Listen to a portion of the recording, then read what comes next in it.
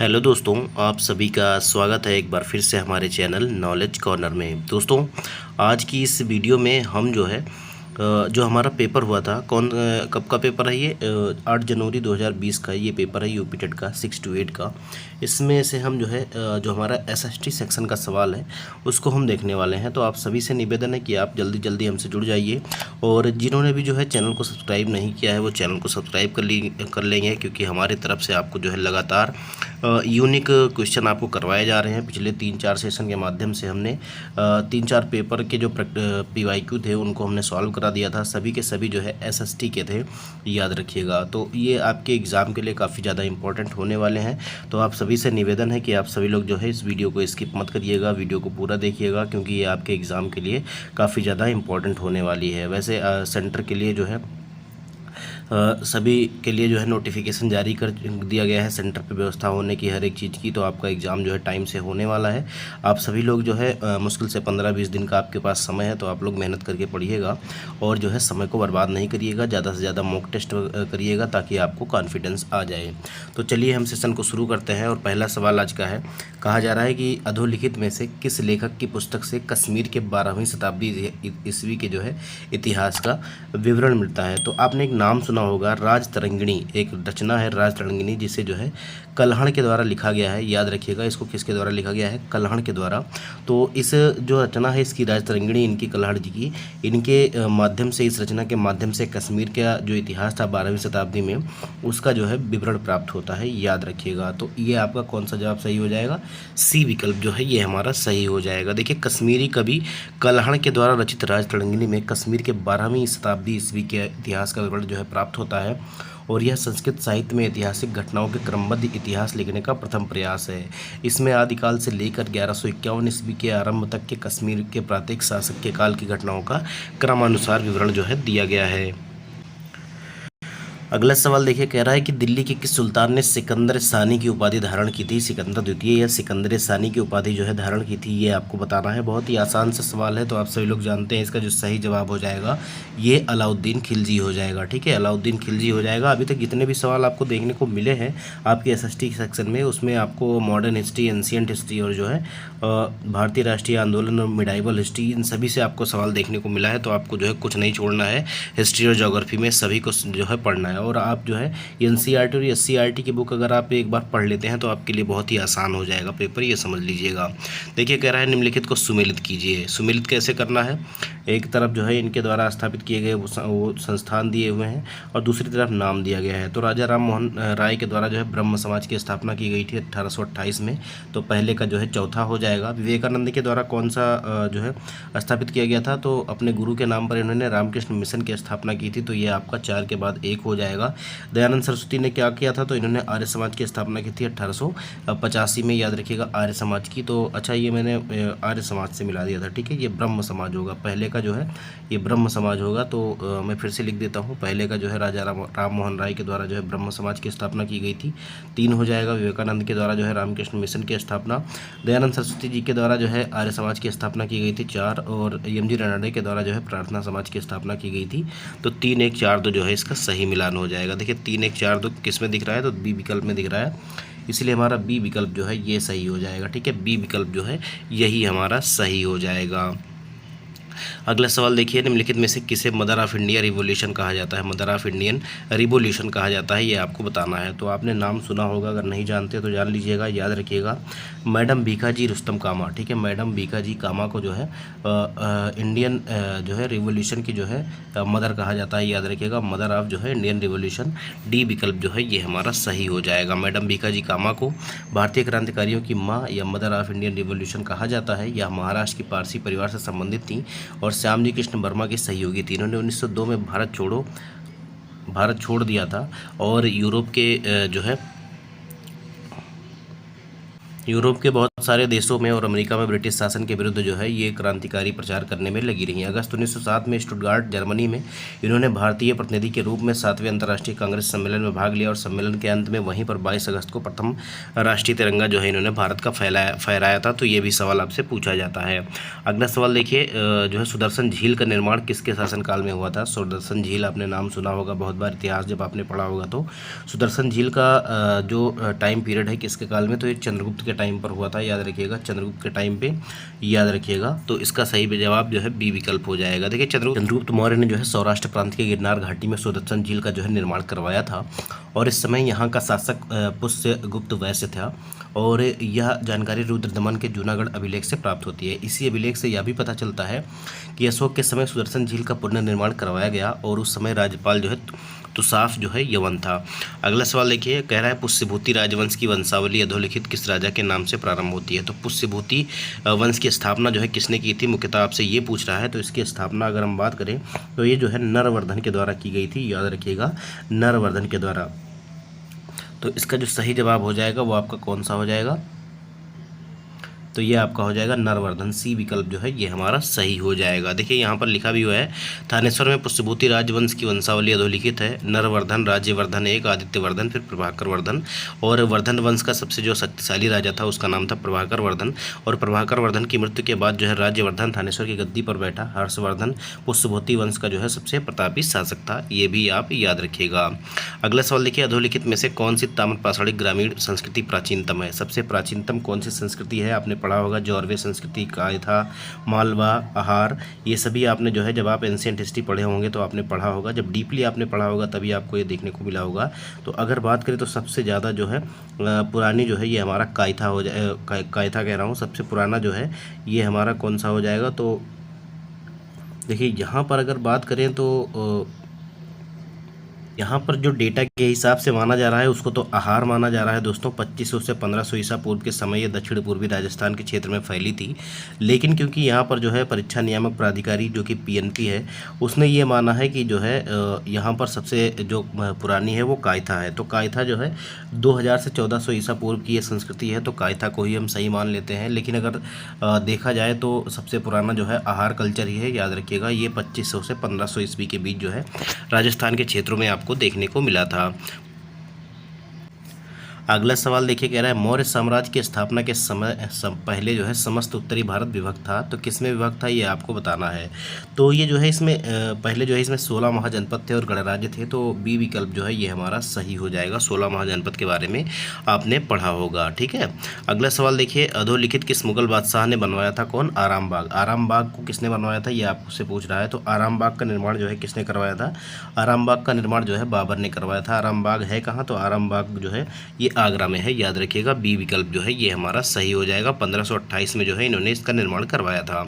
अगला सवाल देखिए, 1916 में भारत में होम रूल लीग के आंदोलन की शुरुआत जो है किसने की थी। तो इसमें दो गोपाल कृष्ण गोखले कह रहा हूँ, बाल गंगाधर तिलक जी को जाता है, याद रखिएगा। सी विकल्प जो है ये हमारा सही हो जाएगा। बाल गंगाधर तिलक के द्वारा और एनी बेसेंट के द्वारा जो है दोनों के द्वारा जो है होम रूल लीग आंदोलन जो है शुरू किया गया था। लेकिन अगर शुरुआत की बात आएगी तो बाल गंगाधर तिलक जो है यही आपका सही हो जाएगा। देखिए यहाँ पर लिखा भी हुआ है कि 1916 में होम रूल आंदोलन की शुरुआत बाल गंगाधर तिलक के द्वारा की गई थी और तिलक ने 16 अप्रैल 1916 में बेलगांव पूना में हुए प्रांतीय सम्मेलन में होम रूल लीग के गठन की घोषणा की। जोसेफ बैप्टिस्टा इसके अध्यक्ष थे। अगला सवाल देखिए दोस्तों, 101 नंबर का दोस्तों 102 नंबर का सवाल है कि पृथ्वी के बाह्य परत को कहते हैं। पृथ्वी के बाह्य परत को क्या कहते हैं, जो पृथ्वी की बाहरी परत होती है उसको हम क्या कहते हैं, तो उसको हम जो है पपड़ी या क्रस्ट कहते हैं, याद रखिएगा, इसको हम क्रस्ट कहते हैं। ए विकल्प जो है ये हमारा सही हो जाएगा। देखिए पृथ्वी के आंतरिक संरचना को 3 भागों में विभक्त किया जाता है। पहला जो है ये क्रस्ट हो जाता है और फिर मेंटल और फिर कोर हो जाता है, याद रखिएगा, जिसको हम क्रोड भी कहते हैं और कोर भी कहते हैं। अगला सवाल देखिए 103 नंबर का सवाल है कि निम्नलिखित में से कौन सी गर्म धारा है, कौन सी जो है गर्म धारा है ये आपको बताना है। क्यूरोशियो, क्यूराइल या जो है कनारिया, लेब्राडोर। तो अगर इसमें से बात करेंगे तो इसका सही जवाब कौन सा हो जाएगा। अगर हम बात करेंगे क्यूरोशियो जो जलधारा है ये आपकी गर्म जलधारा है। इसके अलावा अलास्का की जलधारा की बात करेंगे तो ये भी गर्म जलधारा है। El Nino, Mozambique, gulf stream, ये सभी जो है आपकी गर्म जलधाराएं हैं। तो इसका ये विकल्प जो है ये हमारा सही हो जाएगा, ठीक है। बाकी सभी क्यूराइल और जो है कनारियो, लेब्राडोर, ये सभी जो है आपका कौन सी जलधाराएं हैं, तो ये आपकी जो है ठंडी जलधाराएं हैं, याद रखिएगा। अगला सवाल देखिए कि निम्नलिखित में से कौन सा परिवहन का सबसे सस्ता साधन है। निम्नलिखित में से कौन सा जो है परिवहन का सबसे सस्ता साधन है। तो आप सभी को पता होगा कि परिवहन का सबसे सस्ता साधन जो है इनमें से वो कौन सा हो जाएगा। देखिए जल परिवहन कहा जा रहा है, ठीक है। जल परिवहन अंतर्राष्ट्रीय व्यापार का जो है सबसे सुगम और सस्ता माध्यम होता है, ऐसा कहा जा रहा है। तो सी विकल्प जो है ये हमारा सही हो जाएगा, ठीक है, सही जवाब हो जाएगा। देखिए जल परिवहन अंतर्राष्ट्रीय व्यापार का सबसे सुगम और सस्ता माध्यम होता है। यह पत्थर अथवा बंदरगाह के द्वारा होता है, जो कि अपने पृष्ठ प्रदेशों से रेल मार्गों, सड़कों व अंतःस्थलीय जलमार्गों के द्वारा जो है जुड़ा होता है। कुछ प्रमुख पत्तन है Singapore, Shanghai, Rotterdam, Kochi, Kandla इत्यादि। कुछ नहर प्रणालियाँ पनामा नहर, सुएज नहर, कील नहर, ये भी जो है जल परिवहन का ही हिस्सा है। अगला सवाल देखिए गोदावरी नदी कहाँ से निकलती है, ये आपको बताना है। गोदावरी नदी जो है ये कहाँ से निकलती है, तो ये नासिक से निकलती है, याद रखिएगा नासिक से। तो इसका जो है त्र्यंबकेश्वर पहाड़ी नासिक से निकलती है। इसका सी विकल्प जो है ये हमारा सही हो जाएगा, तो आप इसको मत भूलिएगा। प्रायद्वीपीय भारत की सबसे बड़ी नदी है आपकी गोदावरी, और इसको जो है दक्षिण की गंगा भी कहते हैं, याद रखिएगा। इसकी लंबाई 1465 किलोमीटर है। पश्चिमी घाट की पहाड़ियों में स्थित चक्र तीर्थ कुंड त्र्यंबकेश्वर इसका उद्गम स्थल है। इसकी प्रमुख सहायक नदियाँ प्राणहिता, पेनगंगा, वेनगंगा, इंद्रावती और मंजीरा है। दक्षिण भारत की सबसे लंबी नदी होने के कारण इसे जो है दक्षिण की गंगा भी कहते हैं। देखिए सुएज नहर किसको किसको जोड़ती है, ये आपको बताना है। तो सुएज नहर अगर हम बात करें तो आपको बताना है कि ये किसको किसको जोड़ती है। तो ये जो है भूमध्य सागर को जो है लाल सागर से जोड़ती है। इसका कौन सा सही जवाब हो जाएगा, भूमध्य सागर को जो है लाल सागर से। तो इसका पहला ही विकल्प सही हो जाएगा, मेडिटेरियन सी, रेड सी। तो ए विकल्प जो है ये हमारा सही हो जाएगा। देखिए सुएज नहर विश्व की सबसे बड़ी जहाजी कृत्रिम नहर है, जो भूमध्य सागर को लाल सागर से जोड़ती है। इस नहर को बनाने में फ्रांसीसी इंजीनियर फर्डिनेंड द लेप्लेस की जो है महत्वपूर्ण भूमिका थी। 1869 में तैयार यह नहर मिस्र की नील घाटी के निचले भाग एवं सिंचाई प्रायद्वीप को पृथक करती है। इस पर सबसे उत्तरी पत्तन पोर्ट सईद और दक्षिणी पत्तन जो है पोर्ट सुएज है। 1956 ईस्वी में मिस्र की सरकार ने इस नहर का राष्ट्रीयकरण कर दिया था। सुएज नहर की लंबाई 168 किलोमीटर तथा चौड़ाई जो है 60 मीटर और गहराई जो है ये 16.5 मीटर है। अगला सवाल देखिए, अगला सवाल क्या कह रहा है, कह रहा है which one of the following is the ideal condition for temperature inversion to occur. अब देखिए निम्नलिखित में से कौन सा ताप जो है व्युत्क्रमण के लिए आदर्श परिस्थितियां हैं, मतलब ताप व्युत्क्रमण करने के लिए आदर्श परिस्थितियां कैसी होती हैं, ये आपको बताना है। इनमें से कौन कौन सी, तो यहाँ पर कहा जा रहा है बादल युक्त आकाश, ठीक है, बादल युक्त आकाश। तो बादल युक्त आकाश जो है ये ताप व्युत्क्रमण के लिए जो है उपयोगी नहीं है। अगर आकाश में बादल है तो टेम्परेचर थोड़ा सा बढ़ जाता है, ठीक है। और कह रहा है कि शांत एवं स्थिर वायु या लॉन्ग समर डे। तो सबसे बढ़िया जो इसमें से सही हो जाएगा वो आपका केवल और केवल बी हो जाएगा, शांत और स्थिर वायु जो है बी विकल्प जो है ये हमारा सही हो जाएगा। देखिए क्या कहा जा रहा है यहाँ पर, कभी कभी जब किसी क्षेत्र में तापमान के ऊर्ध्वाधर विवरण प्रतिरूप में जो है परिवर्तन आता है, अर्थात ऊंचाई के साथ तापमान की में कमी की बजाय जो है वृद्धि दर्ज की जाती है, तो इसे तापमान का व्युत्क्रमण या तापीय प्रतिलोमन कहते हैं। शीतकालीन लंबी रातें, स्वच्छ एवं बादल रहित आकाश, शांत वायुमंडल, शुष्क वायु एवं हिमाच्छादित धरातल इसके लिए आदर्श दशाएं उपलब्ध कराते हैं। तापीय व्युत्क्रमण घने कोहरे को जन्म देता है, जिससे दृश्यता कम हो जाती है और परिवहन में अवरोध उत्पन्न होता है। अगला सवाल देखिए, मेघालय का पठार जो है विस्तृत है या विस्तार है, मेघालय के पठार का कहाँ तक है ये आपको बताना है। तो इसका सही जवाब हो जाएगा प्रायद्वीपीय पठार तक। याद रखिएगा प्रायद्वीपीय पठार जो है ये मेघालय पठार का ही हिस्सा है, या हम कह सकते हैं प्रायद्वीपीय पठार का ही हिस्सा जो है मेघालय का पठार है। तो ए विकल्प जो है ये हमारा सही हो जाएगा। मेघालय का पठार जो है प्रायद्वीपीय पठार का भाग है। प्रायद्वीपीय पठार प्राचीन गोंडवाना भूमि का भाग है। वास्तव में राजमहल पहाड़ी का पूर्वी विस्तार एवं त्रिभुजाकार आकृति में है। अरावली, राजमहल और शिलांग की पहाड़ियाँ, मेघालय की पहाड़ियाँ इसकी उत्तरी सीमा पर है। दक्षिण का प्रायद्वीपीय पठार अनेक भागों में विभक्त है। इसके अंतर्गत मालवा, बैतूल, बघेलखंड का पठार, बुंदेलखंड का पठार, दंडकारण्य पठार, रायलसीमा का पठार, तेलंगाना का पठार, हजारीबाग, छोटा नागपुर का पठार शामिल किए गए हैं। मेघालय के पठार मुख्यतः 3 भागों में विभाजित हैं, गारो, खासी और जो है जयंतिया पहाड़ियाँ। अगला सवाल देखिए कौन सा है, देखिए कह रहा है निम्नलिखित में से कौन सा अपर्दन अभिकर्ता बालिका स्तूपों या बालिका टिब्बा के निर्माण के लिए उत्तरदायी है। तो बालिका स्तूप किससे बनते हैं, तो बहुत ही आसान सा सवाल है। बालिका स्तूप जो बनते हैं वो हवा से बनते हैं, याद रखिएगा पवन से बनते हैं। ए विकल्प जो है ये हमारा सही हो जाएगा।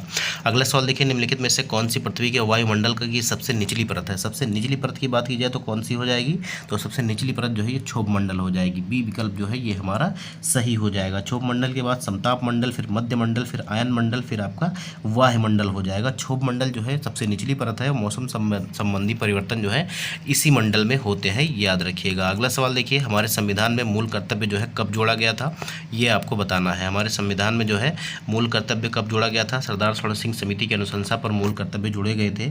और ये जोड़े कब गए थे? तो ये 42वें संविधान संशोधन के द्वारा 1976 में जोड़े गए थे, याद रखिएगा। 42वें संविधान संशोधन 1976 के द्वारा ये जोड़े गए थे और 10 ही जोड़े गए थे, याद रखिएगा। इस प्रकार जो है वर्तमान में, और एक जो है जोड़ा गया कब? 2002 में, तो ये भी याद रखिएगा। 86वें संविधान संशोधन के द्वारा 1 और 42वें संविधान संशोधन के द्वारा 10 जोड़े गए थे, टोटल 11 है। देखिए, कह रहा है सर्वप्रथम पंचायती राज का गठन किस वर्ष हुआ था? तो 1959 में हुआ था। ये नागौर में, राजस्थान के नागौर में जो है इसकी शुरुआत की गई थी। कब? तो 2 अक्टूबर 1959 को। तो इसका डी विकल्प जो है ये हमारा सही हो जाएगा। अगला सवाल देखिए, 73वें संविधान संशोधन में क्या क्या सम्मिलित है, ये आपको बताना है। 73वें संविधान संशोधन में क्या क्या सम्मिलित है, ये आपको बताना है। तो अगर हम बात करेंगे तो इसमें अगर हम देखें, जिला पंचायत और क्षेत्र पंचायत और ग्राम पंचायत जो है सम्मिलित है, और इसे ही पंचायती राज व्यवस्था कहा गया है। तो ए बी सी जोन से विकल्प में होगा वही आपका सही हो जाएगा। देखिए, डी विकल्प में ए और बी सी तीनों दिया हुआ है, तो ए बी सी जो है यही आपका सही हो जाएगा। अगला सवाल देखिए, according to the Indian constitution which of the following has been given residuary power. अब देखिए, जो है अवशिष्ट शक्तियाँ जो है किसको प्रदान की गई हैं भारतीय संविधान के अनुसार, ये आपको बताना है। तो इसका जो सही जवाब हो जाएगा, ये जो है सेंटर को प्रदान की गई हैं, केंद्र सरकार को प्रदान की गई हैं, ये आपको याद रखना है। सी विकल्प जो है ये हमारा सही हो जाएगा। भारतीय संविधान के अनुसार अवशिष्ट शक्तियाँ केंद्र को प्रदान की गई हैं। संविधान की अवशिष्ट शक्तियों का उल्लेख अनुच्छेद 248 में है।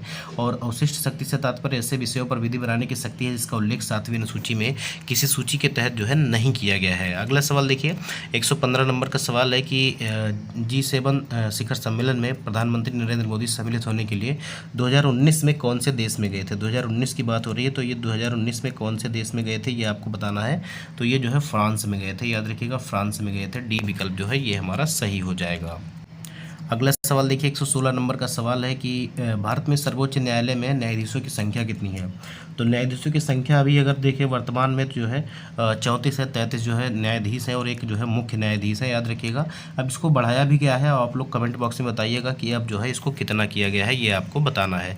अभी जो है 34 है टोटल, याद रखिएगा। अगला सवाल देखिए, लुक ईस्ट पॉलिसी का एक्ट ईस्ट पॉलिसी में कब परिवर्तन किया गया? लुक ईस्ट पॉलिसी का एक्ट ईस्ट पॉलिसी में जो है कब परिवर्तन किया गया था, ये आपको बताना है। तो इसका जो सही जवाब हो जाएगा ये आपका हो जाएगा नवंबर 2014 में। नवंबर 2014 में इसका परिवर्तन किया गया था, याद रखिएगा। देखिए, लुक ईस्ट पॉलिसी का एक्ट ईस्ट पॉलिसी में परिवर्तन नवंबर 2014 में हुआ। भारत की पूर्व की ओर देखो नीति वर्ष 1991 में पूर्व प्रधानमंत्री श्री नरसिम्हा राव के द्वारा शुरू की गई थी। और इस नीति का मुख्य उद्देश्य पड़ोसी देशों से ध्यान हटाकर उभरते हुए दक्षिण पूर्व एशियाई राष्ट्रों की ओर करना था। केंद्र की एनडीए सरकार ने नवंबर 2014 में म्यांमार में आयोजित पूर्वी एशिया शिखर सम्मेलन में पूर्व की ओर देखो नीति को पूर्व में काम करो की नीति के रूप में जो है आगे बढ़ाया। इसकी पहल निवर्तमान विदेश मंत्री सुषमा स्वराज के द्वारा सिंगापुर दौरे के द्वारा की गई थी, याद रखिएगा।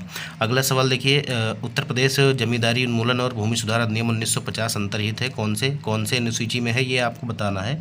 तो इसकी अगर हम बात करें तो इसका सही जवाब कौन सा हो जाएगा? तो ये जो है 9वीं अनुसूची में है, याद रखिएगा। 9वीं अनुसूची में ये अंतर्निहित है, 9वीं अनुसूची में। बी विकल्प जो है ये हमारा सही हो जाएगा। अगला सवाल देखिए, बहुत ही इंपॉर्टेंट सवाल है, बहुत ही बार बार पूछा जाने वाला सवाल है। संविधान सभा का जो है संवैधानिक सलाहकार कौन था? तो बहुत ही आसान सा सवाल है, ज़्यादा समय नहीं लेंगे। BN राव को जो है संवैधानिक सलाहकार जो है नियुक्त किया गया था संविधान सभा का। तो इसका ए विकल्प जो है सही हो जाएगा। भारतीय संसद की सबसे बड़ी समिति कौन सी है? भारतीय संसद की सबसे बड़ी समिति कौन सी है, ये आपको बताना है। तो इसका सही जवाब हो जाएगा प्राक्कलन समिति या एस्टीमेटेड जो है एस्टीमेट कमेटी। एस्टीमेट कमेटी जो है ये सबसे बड़ी समिति है। इसका ए विकल्प जो है ये हमारा सही हो जाएगा। इसमें जो है कुल 30 सदस्य होते हैं जो सभी के सभी जो है लोकसभा से ही आते हैं। अगला सवाल देखिए, ओलंपिक खेलों का आदर्श वाक्य क्या है? आदर्श वाक्य क्या है ओलंपिक खेलों का, ये आपको बताना है। तो ये जो है साइटस, अल्टियस और फोर्टियस है, ये आपका याद रखिएगा। ये आपका जो है डी विकल्प सही हो जाएगा। ठीक है, डी विकल्प इसके लिए जो है ये हमारा सही हो जाएगा। अगला सवाल देखिए, निम्नलिखित में से कौन अर्जुन पुरस्कार जो है विजेता है? निम्नलिखित में से कौन अर्जुन पुरस्कार विजेता है, ये आपको बताना है। तो इसका सही जवाब 122 नंबर का कौन सा हो जाएगा? तो ये जो है पुलेला जो है गोपीचंद है, पुलेला गोपीचंद, डी विकल्प जो है ये हमारा सही हो जाएगा। पुलेला गोपीचंद को वर्ष 2000 में अर्जुन पुरस्कार और 2009 में द्रोणाचार्य पुरस्कार से सम्मानित किया गया था। बैडमिंटन के क्षेत्र में उनके योगदान के लिए उन्हें वर्ष 2001 में राजीव गांधी खेल रत्न पुरस्कार और वर्ष 2014 में पद्म भूषण से जो है सम्मानित किया जा चुका है। उन्हें 2005 में पद्मश्री पुरस्कार से भी सम्मानित किया गया था। मनोरंजन कितने प्रकार के होते हैं, ये आपको बताना है। ये पता नहीं कैसा सवाल है। तो मनोरंजन जो है 5 प्रकार के होते हैं। ये तो मुझे भी नहीं पता था दोस्तों। सी विकल्प जो है ये हमारा सही हो जाएगा। जैसे नृत्य, नाटक, संगीत, कवि सम्मेलन, चलचित्र, रेडियो, खेल इत्यादि, ये आपका जो है मनोरंजन के साधन है। और मनोरंजन एक ऐसी क्रिया है जिसमें सम्मिलित होने वालों को जो है आनंद आता है। अब ये 5 प्रकार के होते हैं। ये जो है मुझे भी पहली बार पता चला है। आप बताइएगा कि आपको पहले से पता था या आज पता चला। अगला सवाल देखिए, कह रहा है निम्नलिखित में से कौन सा आसन जो है घुटनों की शक्ति के लिए अच्छा होता है? कौन सा आसन जो है घुटनों की शक्ति के लिए अच्छा होता है? तो ये वज्रासन जो है ये घुटनों के लिए अच्छा होता है। सी विकल्प जो है ये हमारा सही हो जाएगा। अगला सवाल देखिए, प्रथम राष्ट्रीय खेल विश्वविद्यालय कहाँ खोला गया है? प्रथम राष्ट्रीय खेल विश्वविद्यालय कहाँ खोला गया है, ये आपको बताना है। तो मणिपुर में देश का जो है पहला खेल विश्वविद्यालय खोला गया है, राष्ट्रीय खेल विश्वविद्यालय। तो ये आपका ए विकल्प जो है ये हमारा सही हो जाएगा। मणिपुर में देश का पहला राष्ट्रीय खेल विश्वविद्यालय खोला गया है। या राष्ट्रीय खेल विश्वविद्यालय अध्यादेश 2018 को प्रतिस्थापित करता है, जिसे 31 मई 2018 को प्रख्यापित किया गया था। मणिपुर राष्ट्रीय खेल विश्वविद्यालय को विश्वविद्यालय अनुदान आयोग द्वारा मान्यता प्राप्त है। अब इसमें से हाइब्रिड वैरायटी बतानी है आपको अरहर की, ठीक है। इसमें से कौन सी हाइब्रिड वैरायटी है अरहर की? तो ये आपका हो जाएगा कौन सा? ICPH 8। ICPH 8 जो है ये आपका हाइब्रिड वैरायटी है, ऐसा कहा जा रहा है। डी विकल्प जो है ये हमारा सही हो जाएगा। देखिए, निम्नलिखित में से किस राज्य को सोयाबीन राज्य कहा जाता है? मतलब सोयाबीन का उत्पादन सबसे ज़्यादा कहाँ होता है? तो ये मध्य प्रदेश में होता है, याद रखिएगा, मध्य प्रदेश में। डी विकल्प जो है ये हमारा सही हो जाएगा। अगला सवाल देखिए, ग्रीन हाउस में सब्जियों को उगाने की विधि को क्या कहते हैं? ग्रीन हाउस में सब्जियों को जो है उगाने की विधि को क्या कहते हैं? तो इसको जो है वेजिटेबल फार्मिंग कहते हैं, वेजिटेबल फार्मिंग कहते हैं। सी विकल्प जो है सही हो जाएगा, ठीक है। फोर्सिंग कहते हैं, ठीक है, फोर्सिंग कहते हैं, फार्मिंग नहीं, वेजिटेबल फोर्सिंग कहते हैं। देखिए, ग्रीन हाउस में सब्जियों को उगाने की विधि को वेजिटेबल फोर्सिंग कहते हैं। या net house, green house, glass house और अन्य कृत्रिम बढ़ती परिस्थितियों में सब्जियों को उनके सामान्य मौसम से बाहर उगाने की विधि है। अगला सवाल देखिए, अगला सवाल क्या कह रहा है? कह रहा है मृदाओं के कण घनत्व का औसत मूल्य होता है। मृदाओं के कण घनत्व का औसत मूल्य कितना होता है? तो ये 2.65 ग्राम प्रति सेंटीमीटर क्यूब होता है, याद रखिएगा। इसका सी विकल्प जो है ये हमारा सही हो जाएगा। अगला सवाल देखिए, निम्नलिखित में बाग लगाने की कौन सी विधि पहाड़ी क्षेत्रों में अपनाई जाती है? तो बाग लगाने की कौन सी विधि जो है पहाड़ी क्षेत्रों में अपनाई जाती है? तो समोच्च रेखीय विधि अपनाई जाती है, याद रखिएगा। डी विकल्प जो है ये हमारा सही हो जाएगा। ढाल के ऊपर एक ही ऊंचाई के अलग अलग दो बिंदुओं को मिलाने वाली काल्पनिक रेखा को समोच्च कहते हैं। और ढाल के विरुद्ध समोच्च रेखा पर किसी भी प्रकार के जो है कर्षण क्रिया द्वारा खेती करना समोच्च खेती कहलाता है। इसी विधि द्वारा खेती पहाड़ों पर की जाती है। इसके द्वारा कम वर्षा वाले क्षेत्रों में नमी को सुरक्षित रखा जा सकता है। अधिक वर्षा वाले क्षेत्रों में मृदा क्षरण से बचाव, संपूर्ण क्षेत्र में नमी का समान वितरण तथा विभिन्न कृषि कार्यों में जो है बचत होती है। अगला सवाल देखिए, 131 नंबर का सवाल है, संतुलित आहार में सुरक्षात्मक पोषक तत्व है। तो इसमें से कौन कौन से पोषक तत्व सुरक्षात्मक होते हैं? तो इसमें विटामिन और मिनरल्स होते हैं, याद रखिएगा, विटामिन और मिनरल्स। ए विकल्प जो है ये हमारा सही हो जाएगा। अगला सवाल देखिए, which one of these is the best method of cooking? तो इनमें से खाना पकाने की सबसे बढ़िया विधि कौन सी है, ये आपको बताना है। तो इसका सही जवाब कौन सा हो जाएगा? सबसे सही जवाब आपका हो जाएगा कौन सा? स्टीमिंग, मतलब उबालना। बी विकल्प जो है ये हमारा सही हो जाएगा। अगला सवाल देखिए, ट्रिप्सिन एंजाइम किस क्रिया में सहायक होते हैं? पेप्सिन और ट्रिप्सिन का नाम आपने सुना होगा। ये प्रोटीन पाचक एंजाइम होते हैं और ये जो है प्रोटीन के पाचन में जो है सहयोगी होते हैं। तो इसका बी विकल्प जो है ये हमारा सही हो जाएगा। कौन सा विकल्प? विकल्प बी जो है ये हमारा सही हो जाएगा। चेचक के विषाणु का क्या नाम है? जिससे चेचक होता है उसके विषाणु का क्या नाम है वायरस का, ये आपको बताना है। तो इसका नाम है वेरियोला वायरस, ठीक है, वेरियोला वायरस इंपॉर्टेंट है, इसको याद रखिएगा। बी विकल्प जो है ये हमारा सही हो जाएगा। देखिए, चेचक एक वायरस जनित बीमारी है। यह रोग वेरियोला खुला विषाणु के द्वारा फैलता है। इसका प्रभाव संपूर्ण शरीर पर होता है। रोग वायु द्वारा या रोगी के सीधे संपर्क द्वारा फैलता है। इसमें रोगी को ज्वार, सिर में दर्द, जुकाम और उल्टियाँ होती हैं। फिर 3-4 दिनों बाद मुंह पर जो है लाल दाने आने लगते हैं। अगला सवाल देखिए, सेफर विधि का प्रयोग किया जाता है टांग की हड्डी टूटने पर या रोगी के पानी में डूबने पर, या जो है पसली की हड्डी टूटने पर, या जो है सामान्य मूर्छा आने पर। तो रोगी के पानी में डूबने पर जो है सेफर विधि का जो है प्रयोग किया जाता है। बी विकल्प इसका जो है ये हमारा सही हो जाएगा। कौन सा विकल्प? विकल्प बी जो है ये हमारा सही हो जाता है। इसमें किया क्या जाता है, देखिए रोगी को पीठ के बल लिटाकर उसकी पसलियों के ऊपर दबाव बनाया जाता है या 2-3 सेकंड तक करते हैं। इसके बाद 2-3 सेकंड तक हटा देते हैं। इस क्रिया को करने से रोगी के फेफड़ों में श्वास की प्रक्रिया जो है प्रारंभ हो जाती है। अगला सवाल देखिए, संपोषणीय विकास के संकल्पना की व्याख्या सर्वप्रथम किस में दी गई है? संपोषणीय विकास के संकल्पना की व्याख्या सर्वप्रथम जो है किस में दी गई है, ये आपको बताना है। तो इसका सही जवाब हो जाएगा आपका ब्रुटलैंड कमीशन रिपोर्ट में। ब्रुटलैंड कमीशन रिपोर्ट में डी विकल्प जो है ये हमारा सही हो जाएगा। अगला सवाल देखिए, अब संपोषणीय कहा जाए या सतत पोषणीय कहा जाए, बात एक ही है, कंफ्यूज मत होइएगा। ये एनसीईआरटी में आपके दिया हुआ है, ठीक है। अगला सवाल देखिए, निम्नलिखित में से किसे भारत का राष्ट्रीय जलीय जीव कहा जाता है? निम्नलिखित में से किसे जो है भारत का राष्ट्रीय जलीय जीव कहा जाता है? तो ये जो है डॉल्फिन, जो गंगेटिक डॉल्फिन है, इसी को जो है भारत का राष्ट्रीय जलीय जीव माना जाता है। डी विकल्प जो है ये हमारा सही हो जाएगा। अगला सवाल देखिए, किस वर्ष वन संरक्षण अधिनियम आया था? ये आपको बताना है। पारित किया गया था कब ये? तो ये 1980 में पारित किया गया था और 1988 में इसको संशोधित किया गया था, याद रखिएगा। तो इसका जो सही जवाब हो जाएगा ये आपका 1980 हो जाएगा। ये 1980 में ही पारित किया गया था। ए विकल्प जो है ये हमारा सही हो जाएगा। देखिए, वन संरक्षण अधिनियम 1980 में पारित किया गया था, जिसे 1988 में संशोधित किया गया। ज्ञातव्य है कि वन अधिकारों के लिए अनुसूचित जाति और अन्य पारंपरिक वनवासी अधिकारों की मान्यता अधिनियम 2006 जो है लाया गया। अगला सवाल देखिए, निम्नलिखित में से कौन सा हरित गृह प्रभाव गैस नहीं है, मतलब ग्रीन हाउस गैस इफेक्ट जो है नहीं है, ये आपको बताना है। कौन सा गैस है जो इफेक्ट नहीं डालता है, ये आपको बताना है। तो इसका जो सही जवाब हो जाएगा ये आपका कौन सा हो जाएगा? तो ये नाइट्रोजन हो जाएगा, ठीक है। बाकी मीथेन, कार्बन डाइऑक्साइड, ओजोन, ये सभी जो है ग्रीन हाउस गैसें हैं, याद रखिएगा। तो इसका बी विकल्प जो है ये हमारा सही हो जाएगा। अगला सवाल देखिए, निम्नलिखित में से कौन सी मृदा संरक्षण की विधि नहीं है? निम्नलिखित में से कौन सी जो है मृदा संरक्षण की विधि नहीं है, ये आपको बताना है। तो मृदा संरक्षण की जो विधि है वो कीटनाशक रसायन का प्रयोग करना, यही नहीं है, याद रखिएगा। बाकी फसल चक्र, जैविक खाद और मृदा अपरदन को रोकना, ये सभी जो है मृदा संरक्षण की विधियाँ हैं। अगला सवाल देखिए, सिंचाई मशीन कब भारी चलती है? सिंचाई मशीन जो है, सिलाई मशीन जो है ये कब जो है भारी पड़ती है? माफ़ कीजिएगा, मैंने सिंचाई मशीन कह दिया। सिलाई मशीन में जो है ये हैवी कब हो जाती है, ये आपको बताना है। तो जब इसमें जो है तेल की कमी और सफाई नहीं होती है तो ये जो है लोड ज़्यादा लेती है, मतलब चलने में जो है ज़्यादा भारी हो जाती है। तो बी विकल्प जो है ये हमारा सही हो जाएगा। देखिए, वृद्धावस्था में कैल्शियम की कमी कौन सा रोग होता है? वृद्धावस्था में कैल्शियम की कमी से कौन सा रोग होता है, ये आपको बताना है। तो इसका जो सही जवाब हो जाएगा ये आपका ऑस्टियोपोरोसिस होता है, याद रखिएगा। ऑस्टियोपोरोसिस या ऑस्टियोपोरोसिस जिसको बोलते हैं, ये आपका हो जाता है।